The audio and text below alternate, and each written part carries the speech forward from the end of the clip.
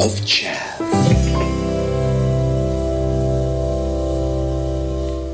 Yes, it's lexicon time. The part of the show where each week we educate you, yes you, the educated elite, into the ways of the feral underclass that seemingly run our planet by providing detailed translations of common street talk. This week, the phrase under scrutiny is, do I say that? Trend bomber. Yeah. Common usage. Yo, Wrinkly, them gazelles look sick, but you is more than trend bomber than a hipster. You get me, doc? Aye? Brilliant. The definition. I rather feel that one should dress in a manner more accustomed to one's age. Don't you agree, Crispin? Widely and incorrectly believed to have originated from the 2004 hit film The Football Factory, its first recorded usage actually appears in George Mallory's recently discovered diary, dating from 1924, found just above the 3 steps on the northeastern approach to Mount Everest's summit. Great one. Thank you ever so much. Brilliant. That was pretty spectacular. That was good. Just to prove the sheer profession of this studio, I think all the reception staff have disappeared and Darren's at the door. Can someone just pop and let him in quickly? We should have theme music for Darren walking in. I'm just going to do something here. Just hold on a minute. I just need to see if there are any songs with Blackpool in the title. Humpty Dumpty Blackpool Rock by Paul Casper. Right. I do. Let's just see it. I have no idea what this is, but let's just put it on for a moment. Hey, this is good. That's good. Ukulele banjo. Every year when the showman comes round.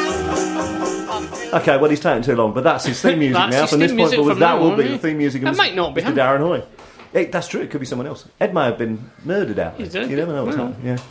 Okay, it's time. We have so I many. think it might well be him. Was it him? It is indeed. It was indeed. We had it. We just played a theme song Just for him. played a theme song. For Really? him. Paul Casper's Blackpool Rock. Get in here, Hoy. Well, mate, right. It's the franchise. It's the franchise watch. It's the franchise watch. It's the franchise watch. Yes, indeed, it's time for Franchise Watch, and this is what the world's been saying about us this week. Not a great welcome from the hosts. Ignorant bleeps. They were the worst team we've played so far this season. MK Dons won't be in this league next season because they were absolutely bleep. Carl Robinson reckons that the ref was 100% responsible for our win today. What a bleep. He looks like James Corden. He can't be taken seriously. Bleeping hell, there was a bouncy castle and I missed it. FBS. Face painting. It was supposed to be FFS, but I changed it to the B because that's what... Face Darren Hoy in the studio. Darren Hoy should do. Face painting. The queue for that was massive. Not a bad ground, eh? Shame the club are so vile. Terrible fans, empty seats, team of cloggers, opportunist owner. Horrid. Ground tick. Nice ground, weird concourse, in that you can see everything going on from it from the stands. The place is just roundabouts and warehouses, soulless and bleep. The place felt soulless. Didn't seem to be much interest or passion from the home fans either. Stadium is wasted on them. Great to see so many young MK fans going through.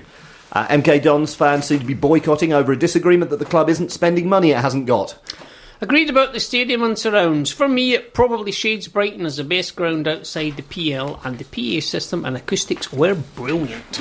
Every city, town and club has knobheads. No Wimbledon fans followed the club to MK. All their fans are from MK. Good point. Well done. Good point, well made.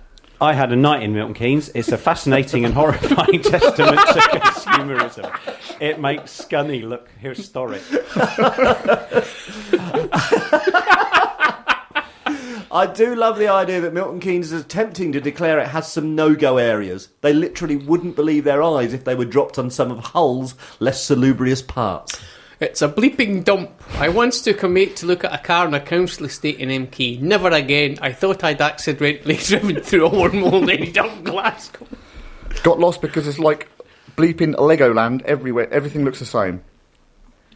Great value. Why can't our prices be that cheap? Hats off to MK Dons. That's phenomenal. MK Dons, you're a credit to football. Cheap tickets and a family atmosphere, well done. Cheaper than North Ferriby. Good value. This thread drifted a long way from its origins. What is somewhat fitting for an MK Dons thread? MK horrible franchise, here we go. Hoping that we beat the franchise club to death. And here is the best one you'll ever hear. MK Dons are probably the most infamous side in English football. They were formed in 2004 following the demise of Wimbledon, who were going out of business.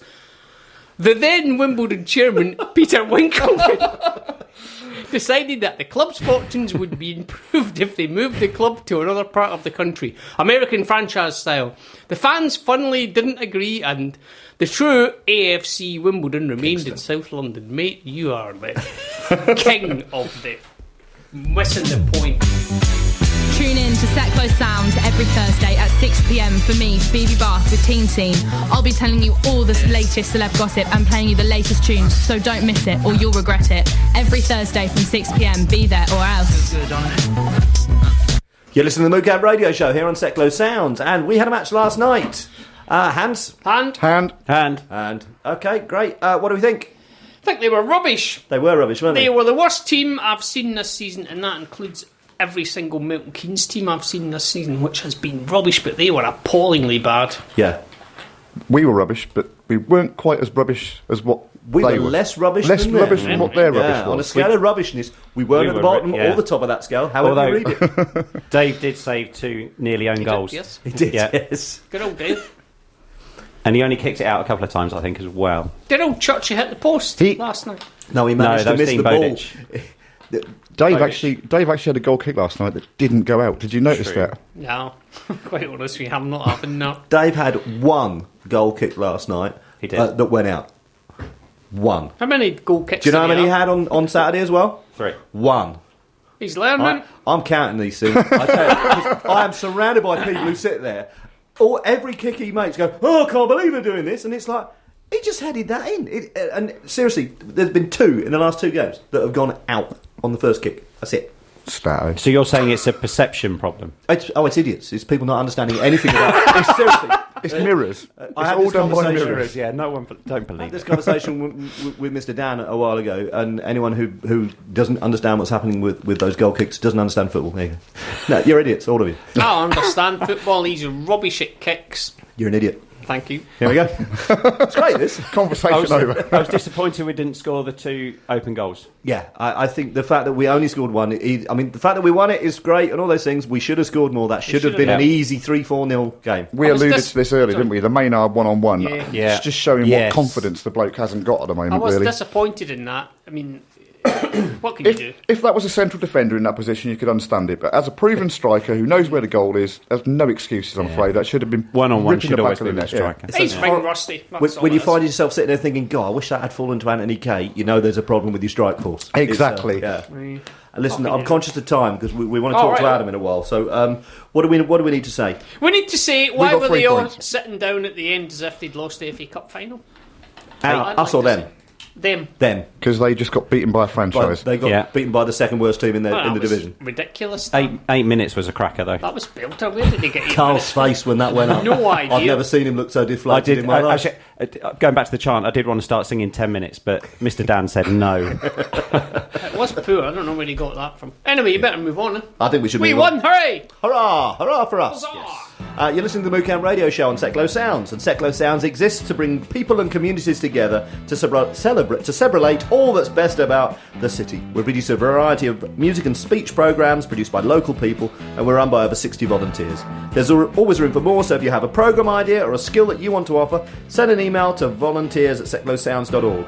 You can find out more about the show, the station, and other shows that we produce by visiting www.seclosounds.org. Right, coming up in the next section of this glorious excuse for a show, we'll be talking to the living wonder that is Adam Fairs, chair of the MKDSA. We'll have more from Franchise Watch, and we'll hear another footy fact from me. Excellent. Okay, I'm gonna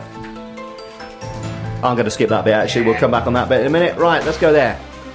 Text and tweets. Jimmy Bullard has tweeted, "I played for MK Dons, great family club." Kevin from Bath has tweeted in to say, 3 points hard fought, beaming with pride. And Simon from London has tweeted in to say, "My name isn't Chorlton, stop that." He knows we don't mean it. Here we go again. Right, this just in. Following the seemingly endless 8 minutes of stoppage time that we had to endure last night, Don's Supremo, Andrew, call me Andy Cullen, has today announced the latest in his now legendary series of big days out.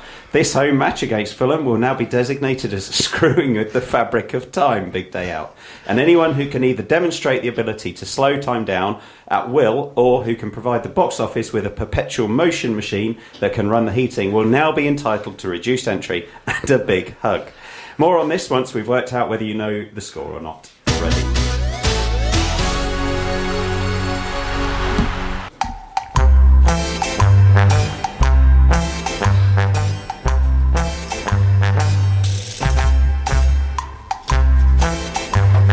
Am I just going or are you not going to introduce yourself? Do I not normally leave it playing? Oh, let's just leave it playing.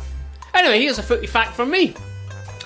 Kirsty Allsop of Finding You a House and Being a Tory fame once auditioned for MK Dons as an attacking winger. She ultimately lost out that position to Daniel Powell.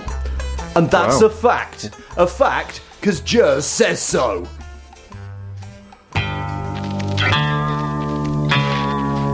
It's the franchise. It's the franchise watch. It's the franchise watch. Yes, indeed, franchise watch time again. I still can't bring myself to go to MK due to the way they were formed. I went dressed as a giant Wimbledon badge. MK Dons are bleeps. Interesting verbals from a section of City fans after a few lads in the upper tier started singing, "Remember you're a Womble and you're the scum of the Football League," and a few turned on them. This verbal argument was more enjoyable than the match. I dislike MK Dons and will not be there. No delight in that win. Shouldn't even be playing that Bleep House club. Their fans are the worst. Bleeping melt. I believe that is the first use I've ever seen of melt. In a genuine... outside the football factory, basically. It's definitely been lexiconed before. Yeah, but sorry, for someone to actually use it. Yeah. Sorry. Continue. It surprises me how readily MK are now accepted as a credible club. Surprises us as well. It baffles me why even now some people don't accept them, especially the ones who will go for the ground tick, or the ones that think the MK Dons fans will give a bleep what anyone else thinks in any case. Love us. For a £12 ticket, most folk will abandon their principles. That's fair enough, yeah. A ground tick for quite a few who claim to despise them, it appears. What are principles when you need a ground tick, or when it's 12 quid? I doubt barely anyone who went despises them. In fact, I suspect the only people who really despise them are in Wimbledon. I couldn't give two bleeps whether they're Wimbledon or Milton Keynes, or Kings bleeping Lynn for that fact. They're a football team. They're not the worst thing to happen to football, given the sport's colourful history. MK Dons I don't really care about. You can't read that. I can read this, can't I? No! MK Dons fan base is full of nonsense. Blimey. Franchise FC fans dressing as empty seats for Halloween. Lots of franchise FC fans on the train back to Bedford. Not at all bothered like they got beat. Suppose new fansism, love that word, is the benchmark round here. See you later, Franchise FC. Hopefully the game at the KC will be the last we ever have to play against you in the league. People of Stadium MK, I fear you may have downloaded the wrong club badge. What an absolutely loathsome, rabble-free franchise verminar. If anyone knows about incorrectly labelling the club, it's at MK Dons FC. Don't mention the name change. I mentioned it once, but I think I got away with it. That's the first time I've seen that. That's very good. Frankenstein. I like that one. Frankenstein's good. Bit of a visual gag, but we like those. And Franchise FC isn't the Dons. Let it go. You're a farce, a joke, ludicrously faking under another team's nickname. Excellent one. Look, a couple of things we've rejected this week. We rejected the idea of a feature that linked Cody Cropper and Bletchley Park because the Cody link was just a little bit tenuous even for us. We rejected the idea of a feature that we claimed was 8 minutes long but that would actually be 17 minutes long because we weren't sure if even we'd get that joke. And we rejected the idea of a feature that linked the white smoke scene emanating from the chimney above the Standard Corner to Simon Church through the Pope because we couldn't be bothered to write it.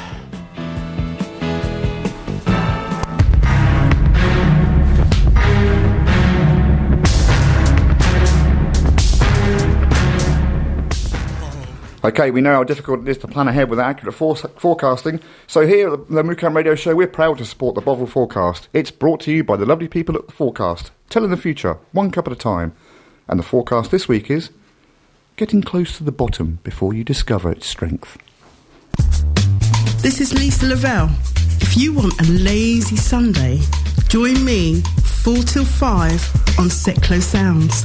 I'll have music to soothe you, to groove you, and get you ready for your week ahead.